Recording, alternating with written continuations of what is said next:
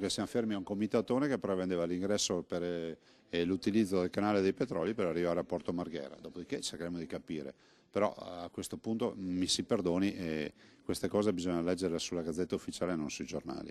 Il presidente Zaia non si sbilancia su quelle che secondo indiscrezioni giunte dai palazzi romani vedrebbe Chioggia come l'opzione più accreditata per le grandi navi fuori dalla laguna. Il governatore poi ribadisce la posizione della regione sul tema.